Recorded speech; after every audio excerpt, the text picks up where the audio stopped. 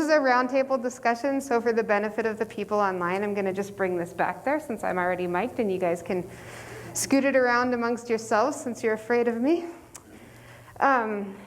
Great. So today we're going to talk about current service issues in Montana. And thanks to those of you who are joining us online, do apologize for the delay. My personal computer couldn't hook up to the internet, so we borrowed somebody else's.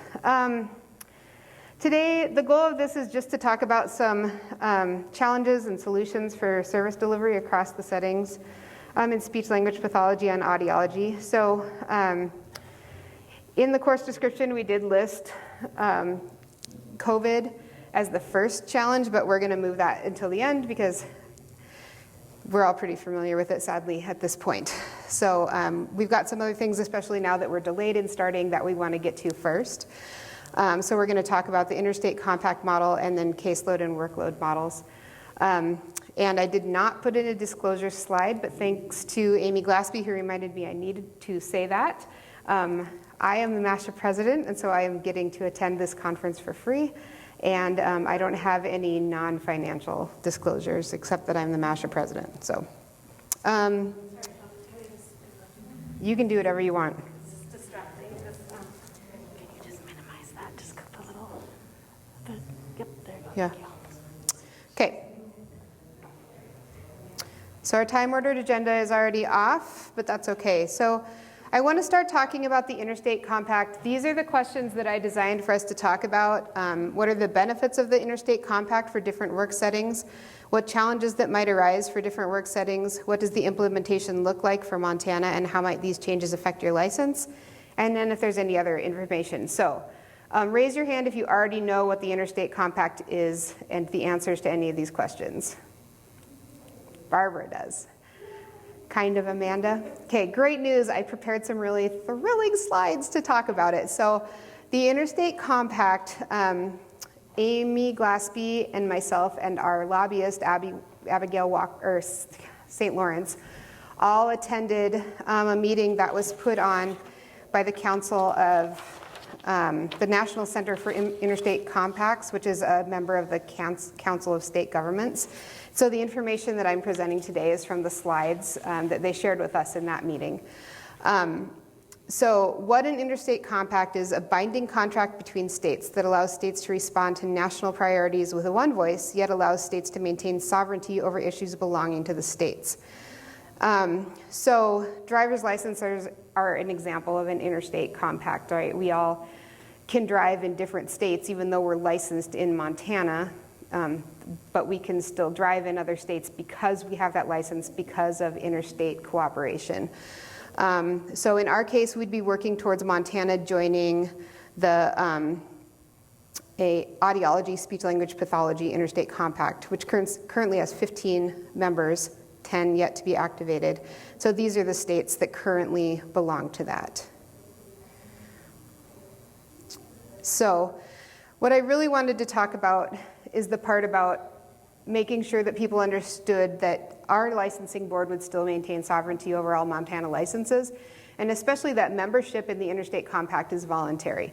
So you can be only licensed in Montana if that's what you want to do. You could also hold an interstate compact license, which would allow you to practice more quickly in those states that are also listed in that list. So the myth then is that interstate compacts are a takeover of the state's licensing authority. And so these are the points that we really want to get across. So state licensing boards still exist, and when states originally joined the compact, they look over the rules and talk about things that will work with their state rules. Membership in the compact is not mandatory for any licensee, and it's additional voluntary membership. In addition, anybody who violates one state agency rule, one of the benefits is people who are those 15 members, for example, now, if somebody in Wyoming violated a rule in Wyoming, then they could flag that person, so that person then couldn't come to Montana, and we would know about it faster because of the interstate compact. And so it gives licensing boards a faster way to talk to each other about anybody who might not be a good fit for your state as a practitioner. And it does help protect consumers. And then the final thing is the Compact Commission rules and bylaws don't thwart state sovereignty. They exist alongside state rules and regulations, and so state laws trump commission rules for individuals licensed in the state. So hopefully I'm giving you an idea about what this means by talking about what it does not mean. They talked about the benefits of occupational licensing. I'm sorry I'm reading from slides. This is not an area of expertise for me, so I'm just filling you in. Agreement on uniform licensure requirements, the data system allowing rapid electronic processing of licensure, disciplinary issues related, like I just talked about, for interstate licensure.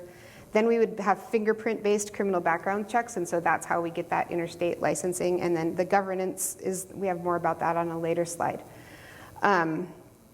So part of the problem in Montana now, and we know this from COVID, but I know it from working at a skilled nursing facility, is that when there is an opening that can't be filled, a lot of agencies, like the company that owns the therapies for where I used to work for the skilled nursing facility, they could say, well, we have a traveler, but the traveler, it doesn't matter until they can get licensed in Montana.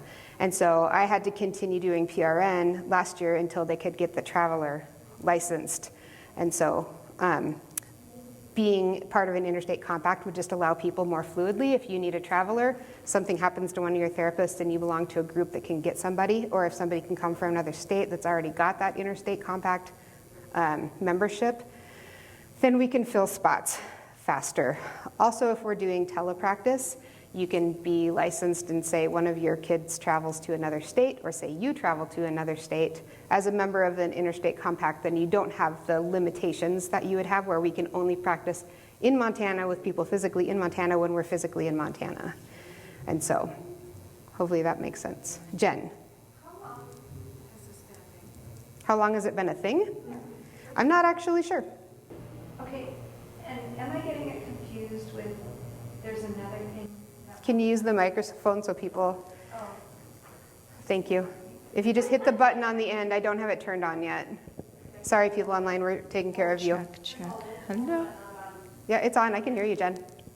Okay. Okay. A few, and I'm going to say a few years ago, and reality is 15, there was another interstate thing, and I don't know if this was the same thing, but the thing that was so challenging for us is when they held their conference, we couldn't attend because they didn't hold it on the same PIR days as us.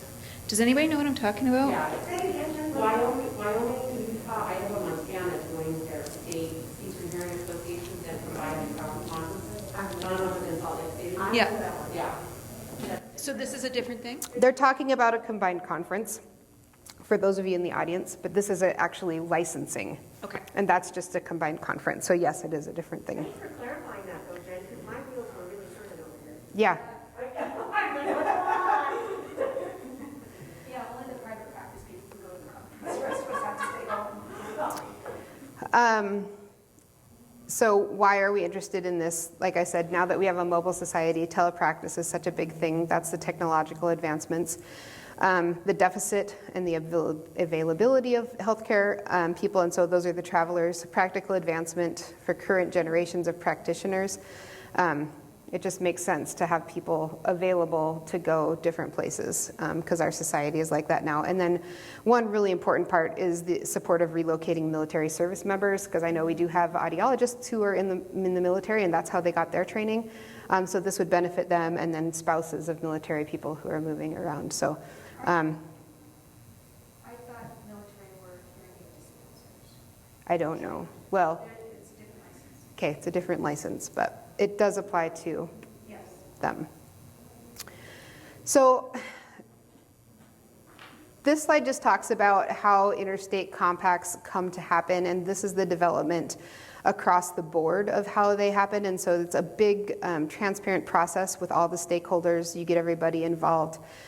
Develop legislative resource kits, and so this is what the meeting was that we had, is just an informative steps. There were a lot of other states there besides Montana at that meeting gathering information, and so the Interstate Compact, the National Center for Interstate Compacts, would help with all of these steps. Then of course for us, it would mean, like MSHA likes to do, we bring a bill to the legislature, introduce it. We invite all the stakeholders to talk about the pros and cons.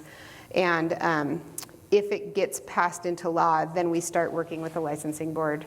And the licensing board has to then work with other licensing boards. And so the implementation of this would obviously be a longer period because there's so many other things that need to be discussed, even past it would take a while with the rulemaking, more than just an in-house bill, I mean, in Montana. So that's that. This is just another slide on the state, but I guess what I wanted to do for discussion, since we're a little bit behind, I'll try and catch up a little bit, is have you guys talk about, and those of you who are online can have your own discussion online. What are the benefits of an interstate compact for different work settings? What are the challenges that might arise for different work settings in Montana? So this is part of our initial stakeholder discussion, this roundtable today. What are some difficulties and challenges that you could foresee happening if we were to move forward with this? How would it be a benefit? And then is there any other information that you still need that we can bring back to you? Because we're up against a very popular presentation over there. I would love feedback because we might offer this whole roundtable again as a webinar because it's really just kind of how our public policy, the direction that we're going. And so we want to start with our own stakeholders, the immediate stakeholders, to talk about how this would affect us. So you guys can turn and talk back there. People online, I'm going to try and see how you guys are doing here. All right.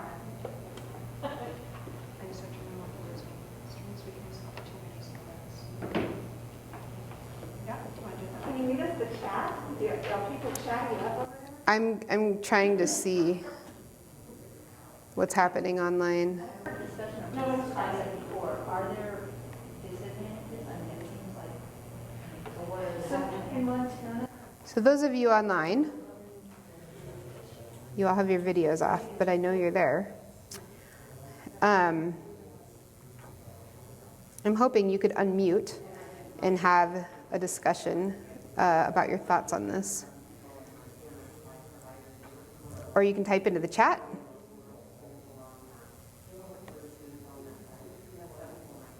If you have anything.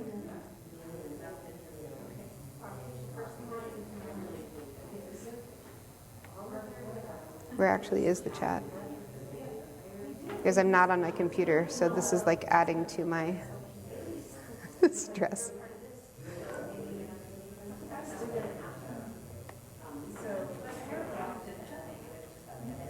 Can you see the chat back there? There's no chat. Okay. Let's see. Yeah. Okay, there it is. Thanks. All right, are we ready to come back together and share?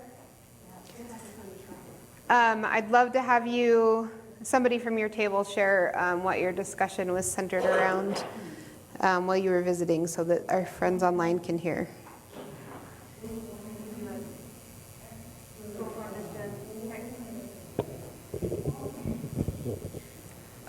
So our table decided to do a SWOT analysis, and the strengths that we went after were, am I getting heckled? Oh.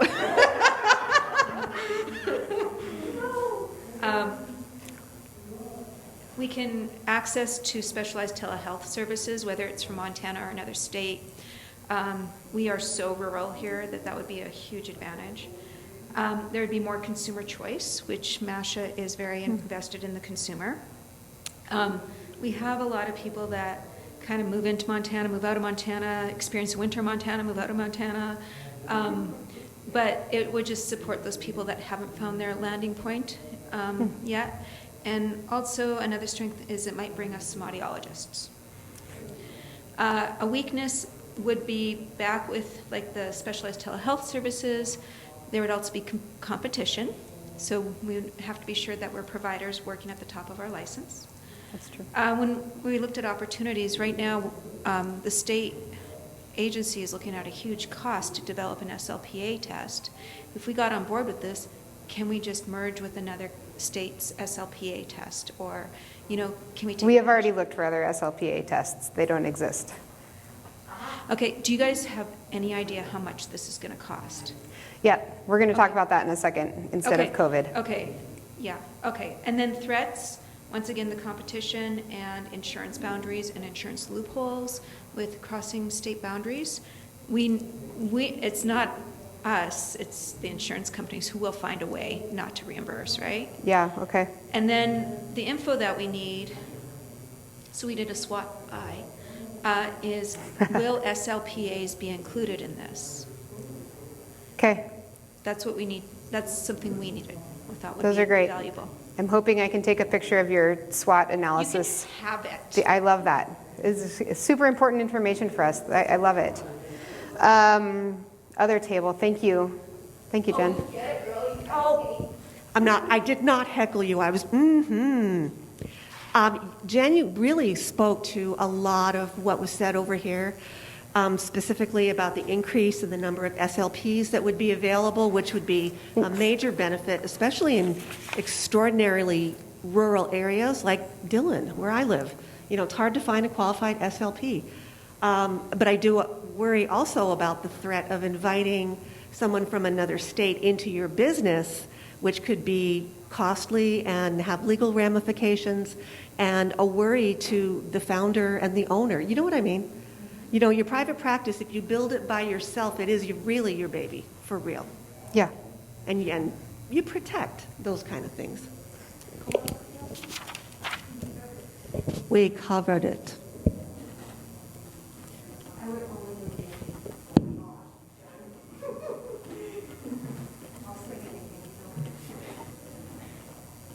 I'm writing that down, Kitty. Thank you. That's good. It's all really important. And did you have something else or you're stretching, Jen? You know, I actually just thought of something is, Can you grab the mic? I can. I feel like I'm the professor in grad school now, and I'm like, I need you to grab the mic so the people online can hear. You know, this is like touche. Role reversal is touche. happening. One thing I just really thought about is cultures of service provision. Like, I know in Montana we're doing really well working with our BCBAs, but we would really not like the influence of some of the eastern states that are really struggling with their BCBAs. And I feel like we definitely have a therapeutic culture in Montana that I'd want to preserve. That goes back to your private practice, right?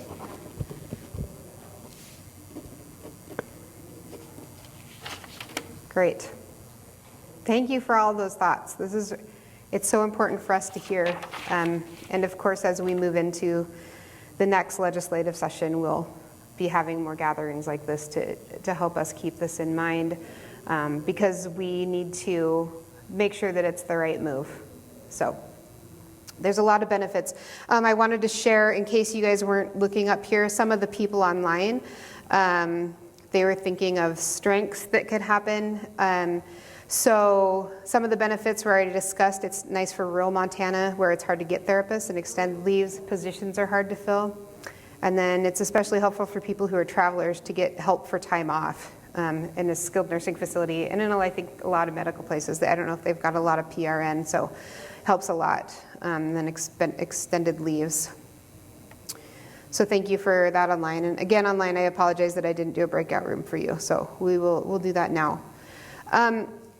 Jen was talking about the SLPA bill. That's not supposed to be on our schedule right now, but it's obviously a barrier. So it belongs in this discussion right now. Just some background for people who don't know. We passed House Bill 210 this year in the legislature.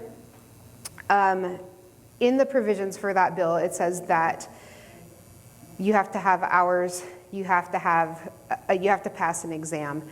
So when that bill was created, the people who wrote it thought that the ASHA exam, I think there was the thought that it was like the praxis owned by somebody else that we could just pay to use, and that's not the case. So we approached Lucy from the licensing board, Lucy Richards, approached ASHA, asked if we could use the test. They said states are not able to use the test.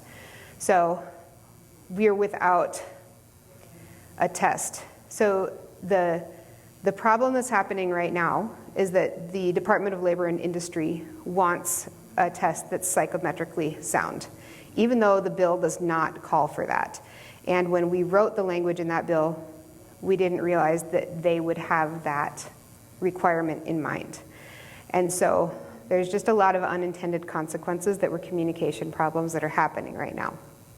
So the licensing board met on September 13th. Instead of going to rulemaking, they decided that they just need to put out, they need to have another meeting on the 27th. Their intent for the meeting on the 27th is to put out a call for bids to write a test. And yes, Jen, it's going to be expensive, and but that's what the head of the DLA wants. So if we think about it in terms of, is this what's best for the consumer, if they're passing a test that we know is a good test, then I think that the licensing board is thinking the right way, but it's going to put us back. And the problems that it's causing around the state right now is with our aids, because House Bill 210 eliminated the category of aids. And so there have been meetings, and there's all sorts of discussions happening around with agencies that are discussing what to do about the Medicaid billing portion, because so many of our co-ops and our school districts and our private practices rely on the services that are provided by speech therapy aides in order to get their insurance funding.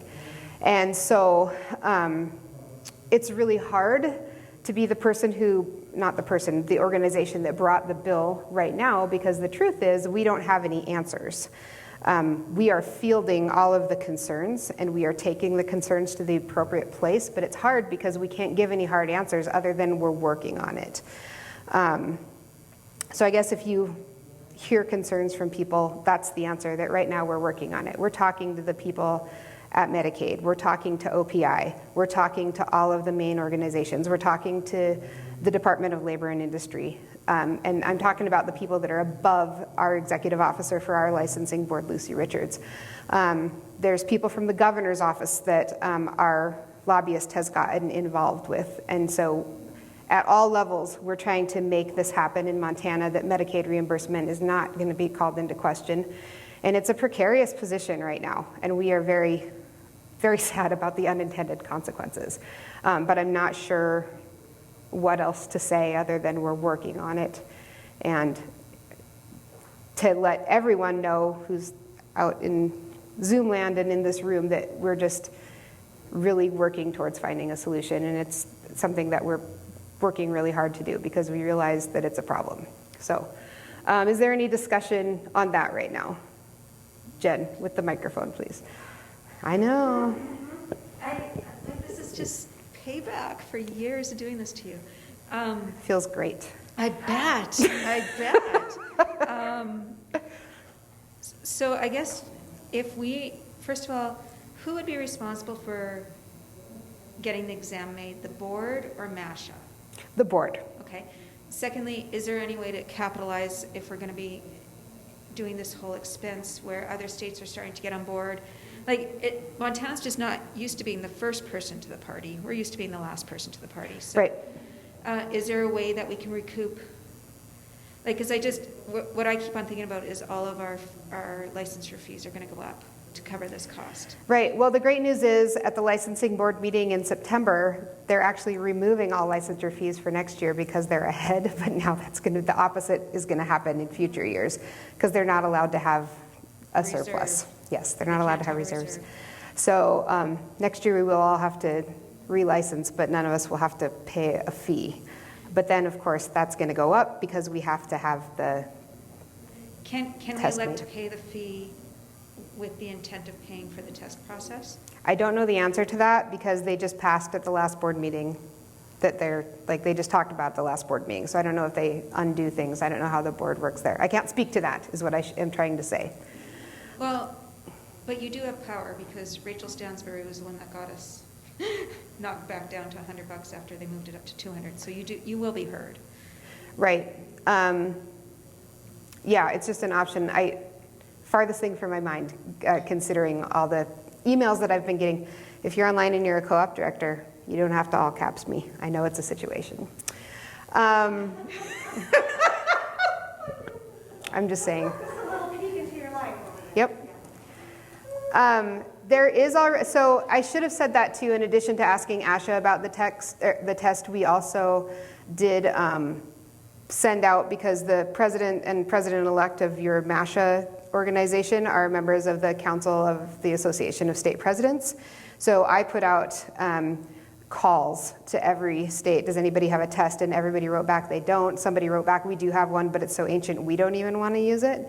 And so I did hear back, I think somebody from the District of Columbia said that they're interested in writing it. They know somebody who's interested in writing it, and they would just base it on exactly the ASHA test and what's in the ASHA assistant, because there's a 3-page thing that says what the test is based on. So they can just write a test based on that.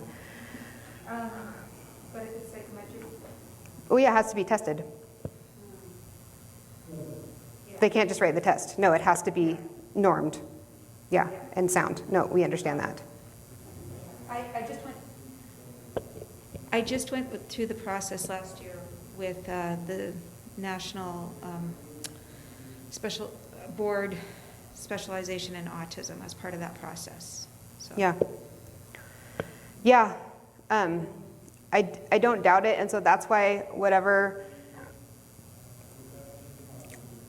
solution comes that we come up with, that they come up with, that will satisfy all the requirements to get us going with Medicaid billing, we will make sure, and I think all parties involved right now are interested in making sure that whatever solution we come up with lasts until the point that we have that test, and then even a little bit longer so that people can get their license.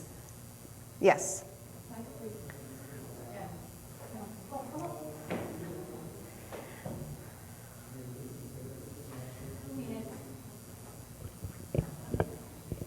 Hello? Hi. Clue me in on the hang-up with ASHA. So if Montana can't access the ASHA test, who uses the ASHA test? The ASHA test, that's a great question. Thank you for asking me to clarify. So the ASHA assistant test is for people who wish to be nationally licensed assistants in either audiology or speech language pathology assistants. Is it nationally certified or nationally licensed? Nationally licensed, thank you. Okay, because I'm seeing the word certification floating around more often than licensure Okay. in the ASHA literature. I think, okay, then maybe it's certification. Again, I should know more about the correct language, thank you. But the ASHA test is only for people who want to have their ASHA license or certification. What's that?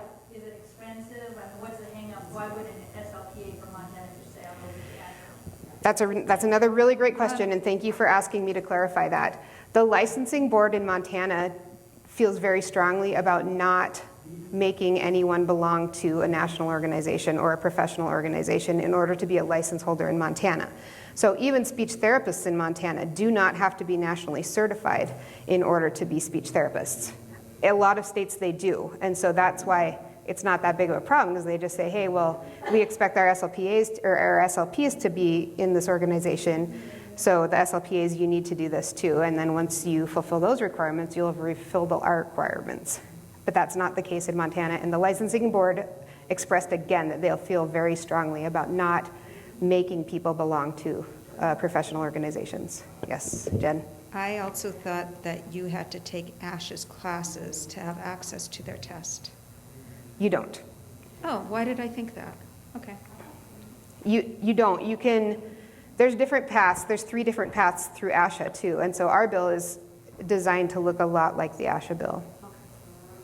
Yeah, well, you guys are helping me clear up a lot of things that I took for granted because I'm just in the thick of it all the time. So thank you for your questions. Did you have a question, Barbara? She's stretching. Okay. Did you want me to have a question?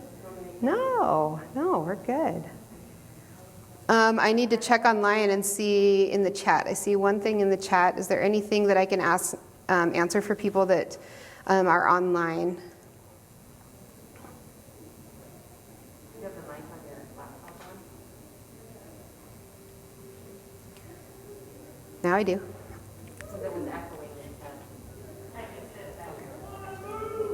Wow, they're partying next door. Just Kelsey says not at this time. Don't leave, Kitty. There's like 7 people here. Okay. All right.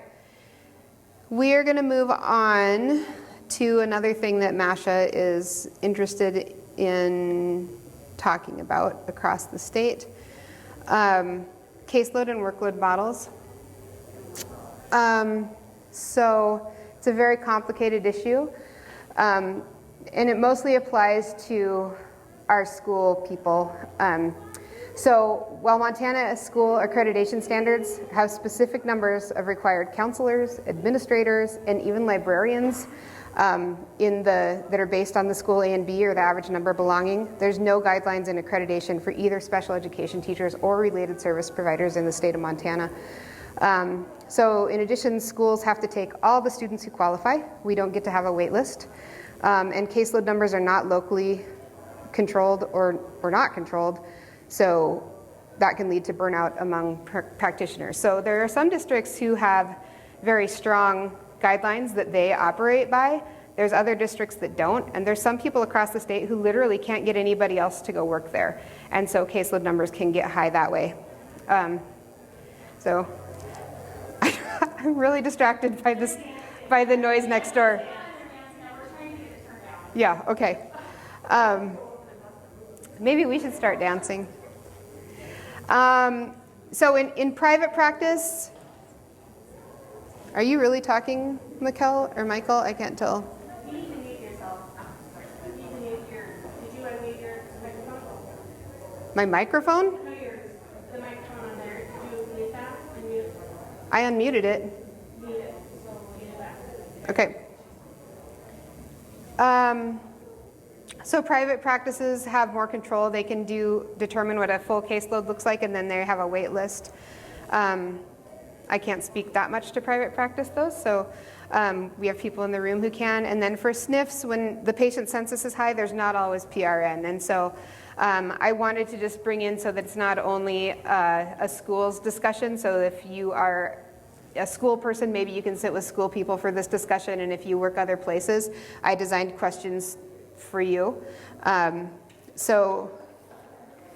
Okay, they're done dancing, I think. When the patient census is high, there's not always PRN. So it's great job security. That's the good news. People really need speech therapy. And let's see. I was going to go look at, is everybody familiar with caseload versus workload? Okay. Whoops. I really was going to go to do it. Now I'm running so many things. Let's see. I'm not great at this.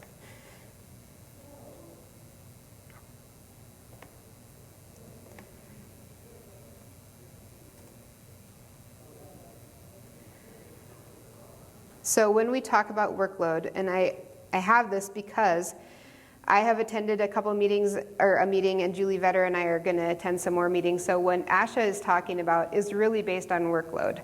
They would like us not to talk about things in terms of caseload, and caseload is specifically the number of students with IEPs, IFSPs, 504 plans in schools, where the workload refers to all the activities that we need to do. And so in the past, MSHA did recommend a maximum caseload number. However, some states and districts implemented the number as a minimum rather than a maximum, and anyone who's worked with any clients ever knows that an RTIC kid is not the same as a nonverbal kid, and so they both count as one in a caseload, and that's not how the world works for us in terms of time. And so the idea is to think more about workload. And so I guess our job and what we would love to do is eventually go to the legislature and talk about getting workload or caseload information into code in the state of Montana to help the burnout that's happening among speech therapists. As we know, that will create a significant impact in the budget, though, and so we need to do it carefully. We need to make sure that all the stakeholders are on board before we bring this legislation, so there's a very long path that needs to happen, much like Montana here did this summer when they did their audiology bill. They got Medicaid, or they got the insurance companies on board before they even showed up to present the bill. It went through very smoothly. We're obviously not going to bring this bill until we've got special administrators on board, or special education administration on board, the just the School Administrators of Montana group, all of those groups, and even, MFPE needs to understand, so that we can appropriately talk about it. So all of the stakeholders have to be involved before we bring it. But we also need to talk about, and that's why we're having roundtables and we'll continue to have these discussions, what are ideas to help us present what workload even is to administrators, and how can we then implement something like that into legislature when it's kind of like this nebulous idea, right? So go back to my slides, hold on. All of these things are involved for school speech therapists, but even if you think about other places, private practice, there's still all the times, and in hospital settings too, that you are working with other therapists and other parts that just go in besides your specific therapy treatment. And I guess it looks more like a productivity requirement in other settings, where for us it's this workload requirement. So this is the discussion I want to have, and people online, I will send you to a breakout room this time. Just know that I'm hoping for somebody to come back and share with the group what you're talking about, because this is an important discussion. So what do caseload and workload models look like in your work setting? Who keeps track of the caseload numbers or the workload minutes for each practitioner? And that is super interesting as a question to me. Like, who's in charge of that? Does the SLP have to report all the time? Or is someone else keeping track? Isn't it based on IEP minutes? Or how is it if you're in a medical setting, does your DOR do that for you? And how do they know when your census is too high and when they need to call in PRN? And I guess that's the next question. How do supervisors know when caseloads are full or not full enough, and how do they respond? And is that model effective and realistic for your work setting? And then how effective are these models at meeting the needs of our communities? And then the next question is, what can we do about it?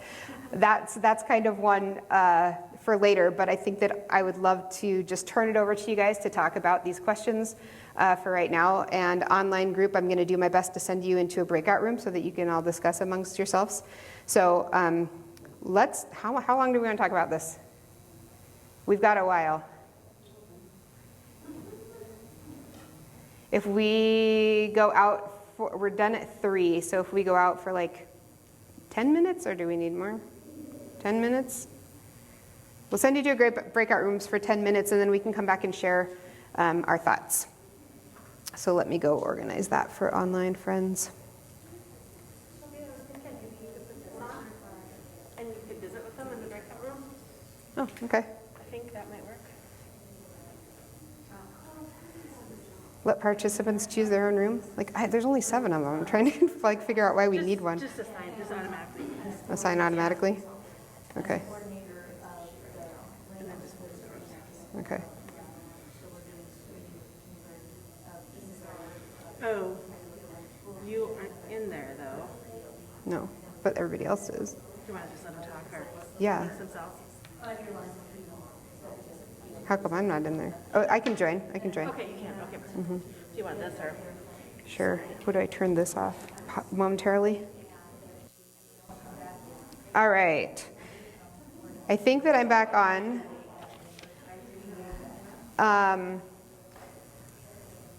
So does somebody at a table want to talk first? I was taking notes from the online discussion since I didn't participate in yours, and then I can kind of share what they had to say, but they're also still in their breakout room so that if they want to say something, they can participate in this discussion. So, okay, thanks, Barbara. I have strong feelings about this. Great.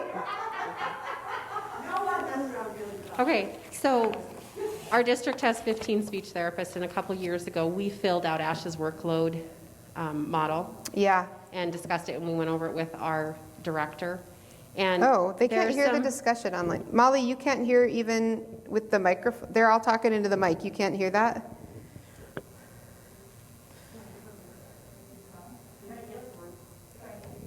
Okay, now I can hear it this time. Am I still there? Okay. So anyway, the 15 speech therapists, we all filled it out. It took a couple hours for each person to do. Some really nice things about ASHA's workload calculator is that it's weighted as far as the diagnosis of the students, or if they have multiple diagnoses, or if they're receiving Now her battery, now you're out. Oh, I think it's the battery.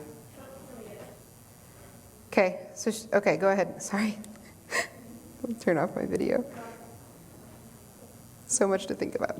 Okay. Go ahead, Barbara, I'll translate for you. She's saying that the ASHA workload calculator is nice because it's weighted. Right, it's weighted, but it also takes into consideration all of your meeting times, and we tried to keep track like a semester before we filled it out.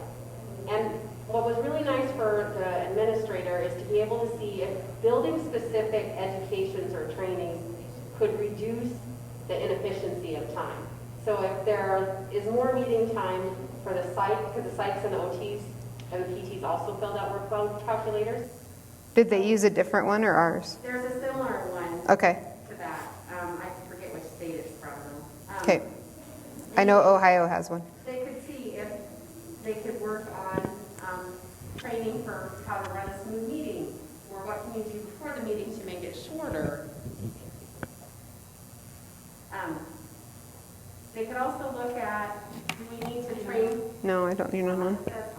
How to train specific staff to schedule or group students together better so they were more efficient with their time. So it's really for supervision of staff, and building competency across a district is a really big thing.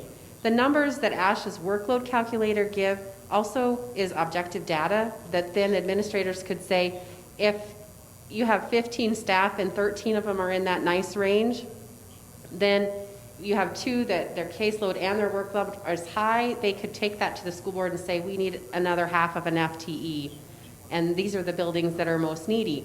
Or they might even be able to shift some of the students around the district from some of the more intensive classrooms to kind of balance things out. So it's more than just numbers. I think it's really training speech therapists and administrators how to do a better job. I think it could work the same way with hospital settings. If you have someone that's in a specific area that's maybe getting less productive reviews because it takes their babies longer to swallow or take a feeding when they're more in crisis than the rehab patients. So I really like the idea of workload. I think it has a lot of merit. And even if we just use it district by district and then don't make it a law with the legislature, because as Jen pointed out, Montana doesn't like to make laws that are really constraining and tell people what to do. But districts do talk to each other. And with COVID, we've seen that. And if a couple of them are doing it, then other ones will kind of tag along. It's easier than reinventing the wheel. So I think that's a possibility to use the workload calculator, and it's free, I mean, for anyone to go on and put all their information into it. Oh, you did, okay, thank you. I think that's why they couldn't hear. Okay. I want to recap. But, well, now I can, okay. So I'm sorry that you guys just missed Barbara. She said some great information about the ASHA workload case model. Okay, I have to get off this now. You guys. Okay. Sorry about my life. I'm trying to figure everything out. I'm a true professional in front of you here. So Barbara was just talking about how Great Falls Public Schools use the workload model in order to help them see, and that ASHA had some things that were weighted that made it really nice and helped administrators also see some places where they could make changes to make things more efficient for people too. And then did you say some cons too while I was trying to figure out what was happening on the Zoom? It's just really time intensive. It's time intensive to fill out the workload calculator. Did it make an impact on your administrators though when they could see that? It did, and it helped the developmental supervision of staff. She said that, They're able to tell them how to be more efficient with meetings, or train them how to schedule groups better. okay, so it helped the developmental supervision, and it helped them understand how to group things better because they could see it on the workload calculator. So, okay, other table. Sorry if that was a bad recap. It was very frazzling for me. Yeah, so the people at home say it's really echoey. I'm getting the I turned it off. It should be better now because I was on the Zoom and I turned it off. Barbara, I just love what you said and that idea. And one of the things we talked about at the table, and I think maybe I just talked, is could, MSHA's done this in the past, could MSHA take a position, put together maybe a white paper, send it out to MCASE, and say, this is how we're suggesting you don't kill your speech therapists, death by workload, and recommend the calculator, recommend that the process, have them go through this year where we don't have any aid registration, so if they have to hire some aides in February, they can, right? And I'm talking more specifically to the schools. And then if you put out this, hey, try it this way, then in June, you can get some data from those administrators and find out how to approach this if you're going to take it legislatively. My last assignment in the schools was 2 K-12 schools plus another school's preschool with only 2 aides. 3 aides that I had to do all the training and supervision of. I was a tired person, and that's what I'm seeing across the state. Thanks. Anybody else at that table want to share anything?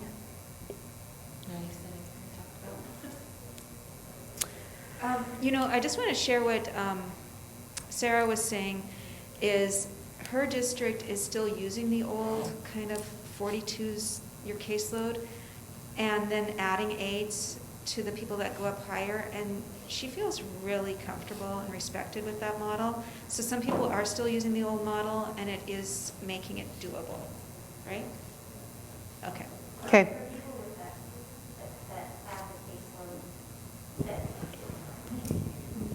Yeah, I think it's doable for the people who have the caseload that is recommended, right? The full-time position is 46. How did they come at that number? I don't know how they came to that number. It used to be actually, it used to come down from OPI, I believe. And then about 10 or 15 years ago, they got rid of it and went to the workload model, but nobody respected it. Okay. It used to be the caseload, we went to workload, and everybody just took it as there's no rules now. Right. And then what happened? Autism on the rise, and this is the population that really consumes it. Right. So Jen is expressing right now that they used to use the caseload model, they switched to the workload model, but that wasn't respected. And then what's happening now is that we're getting so many kids on the spectrum, and they take a lot of extra time. And so when the workload model is not being respected, that makes it very difficult. Erin was talking up in Kalispell, and I think that she said she has 70 plus kids on her caseload right now. Molly from Hamilton spoke while I was still trying to figure out how to get in there, and I know that she has had some success in getting additional speech therapists to help with her caseload, but she's still super busy. And we didn't even talk about how the RTI model plays into our caseload either. And so that's another thing, and I just visited with Molly about that this weekend, though, that it could, with all the people or all the kids that come at us that still need just this little bit of help, it's almost enough for an entire additional speech therapist in her district. But of course, this is a great way because RTI is a general education funded program. This would be a great way for districts to also use speech therapy assistants. And while we're paid for with special education money in schools. So there's some finance background there too. Let's see, Frenchtown. Well, Kelsey was talking about, online they had a discussion about using minutes, IEP minutes, versus just strict caseload numbers if workload wasn't available, just to really talk about what's the max caseload cap. And I don't know, at my school I would certainly never get pressure to decrease minutes. They trust my professional judgment on how many minutes a kid needs, but we also don't provide an exorbitant amount of minutes for any student. So I think there would have to be some trust with the administration there that you were making good calls and not trying to jack up your minute count in order to have additional staff there. So I think that if you still explain it in terms of a workload, what those minutes really equal, because those are your maybe direct therapy minutes, but that, as we all know, is not the end of our work. And Molly said that it's hard to advocate and educate because sometimes there's only 1 to 3 of us, where Barbara's got 15 in Great Falls. She works for a very large school district. Molly's got 3. I'm the only one in my school district, and so that makes it hard to educate. And so here is where I would love to say, Molly says, we would love MSHA to send out information to administrators. Good idea, Jen. So I need everyone to understand that that's an amazing idea. I also need everybody to understand that if you are on this call, and this is the reason that you're on this call, we need your help. If you're in this room, you're here because you care about this, and we need your help. There are currently 6 people in MSHA that do every function of MSHA. So asking us to add on additional things that would be great to help us is a wonderful idea, but we need boots on the ground, and we need people to show up for committees. So if we put out an ask, hey, we need you to be on the committee, our caseload workload committee, we need you to do some of the work. We need you to be there. And so I love you all. I'm glad you're here generating ideas, but at the same time, there are 6 of us running the entire state, and it's kind of exhausting, and Jen has been there. So please, if you're on this call and this is something that you care about, I'm writing down your names, and I'll be giving you a call to say, hey, we're going to form a committee. We can all help and do things, because everybody around the state has experience, and we're all geniuses. Just ask us, and so we can come to resolutions on things. So we just need to figure out how to move forward. Yes, Jen? Huh? Jen's name is down for every single thing, by the way.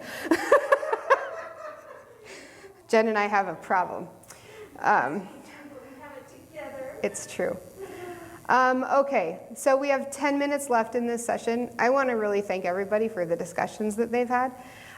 There are some things we could talk about with COVID that I had, some questions written. If anybody has any, I guess the only question that I had about COVID, switching gears, is how are missed sessions being dealt with in your schools or in your settings? If you're private practice, I know that affects your bottom line because people can't come to sessions, or you're sick and you can't come. And so just sharing ideas about how that's happening in schools. Are we being required to make up those sessions in private practice?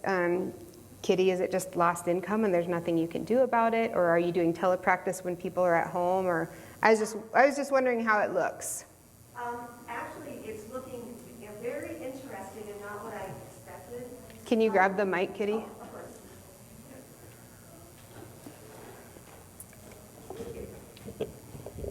course. Test, we on? Okay. Speaking from the private practice angle, I wanted to leave the field right when COVID hit the clinic because we were thousands and thousands of dollars in the hole, and I thought maybe this is a good time to step away. But we didn't, and we got everybody up and going on telepractice, but we lost a lot of revenue, and now, a year and a half later, we're back in a very interesting way. Most patients are choosing hybrid. Okay. They like the telepractice, they still want to come in. I am for it. So my cancellation rate is down because of telepractice. Excellent. I know. You really did embrace it. You did such a good job when it all started last year. And then I cried a lot. We all have cried a lot. It's common. Anybody else want to share how things continue to impact their school or work setting in general? I will. We are almost all in person, but kids that choose to be at home can have a pivot plan that's hybrid. And then we are looking at our extended school year data in a very different way based on kids who have been out on quarantine for extended periods of time, because that does affect their overall trajectory. Anybody else? How is people missing sessions for COVID impacting your work setting? Our clinicians may not have gotten their hours last year. Just at the university, this is really not a good mic, is it? At the university level, we had to work really hard to get all of our clinical hours. But I also have to say, I really had people might hate me for saying this, but thank you, COVID, for pushing me in that direction, because now I'm very skilled in it. So I appreciate that it happened. Yeah, I think it's, to speak to that, Jen, it's kind of cool now that when anybody can't come or they're at home, we're just like, oh, you want to do telepractice? Like last year, before this, we would have never thought just to jump on to our Zoom and do it. But now everybody's set up, the parents are used to it, we're used to it, so yeah. Who knew in 2013 when we were passing that bill? Yep, thanks to the foresight of our Yeah. MSHA people. I talked to sites all over, and I guess just in terms of the general consensus, a lot of pivoting happening, more people in person now, but definitely pivoting as needed for individual students is what I'm seeing a lot of. Okay. Anybody online want to type something into the chat? I think I'm unable to hear you at this time, but if you have anything to say, you could do that. Or anything about anything. We have 5 minutes left, so if you want to touch on any of the topics, anyone can touch on any of the topics we can go back to. Thanks, Arliss. Arliss has possibly a bill sponsor for us. Arliss, where are you out of? Can you type that in?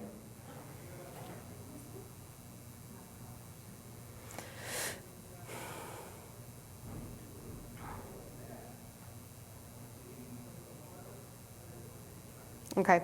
I know Julie Vetter is also very interested in being on this committee, so I feel like we've got lots of people moving forward, and so our next steps will be kind of continue talking about this, and so as you've heard, we're trying to move into setting specific discussions, and so the schools group, you'll want to encourage active participation in that, because we'll have ideas that we want to talk about, but then we can also loop back to these kinds of things to talk to people all across the state. So.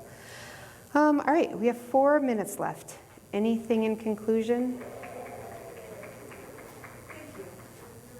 Thank you guys for coming. Yeah, I think that this would be, I think it would be worth it to repeat this entire session as a webinar and get more feedback from people all around the state and to hear ideas from our immediate stakeholders before we move forward on anything else, so that we can kind of deal with some of those concerns that you guys brought up about the interstate compact and talk about those kinds of things. Super important, and of course, I'm all positive and yay and hadn't thought about some, so yes. Before they do that webinar, I think that anyone who signs up for it should go in and complete the workload calculator that's on MSHA's website. Oh, that's an excellent idea. Barbara just said, for those of you online, that we should advertise the webinar. Thanks, Kelsey. And have everybody, before you come to the webinar, have completed the ASHA workload calculator, just so that we could talk about in that specific discussion about workload, caseload, how that looks. And so, like I said, we're starting setting specific groups that we're going to run, and so I'm really excited about the prospect of us moving forward and generating ideas across the state with those. So thank you, everybody, for coming. And if you're in this room, make sure that you signed up, and if you're online, make sure that you go and write down your time that you were here and get your minutes for it. So thank you so much, everybody.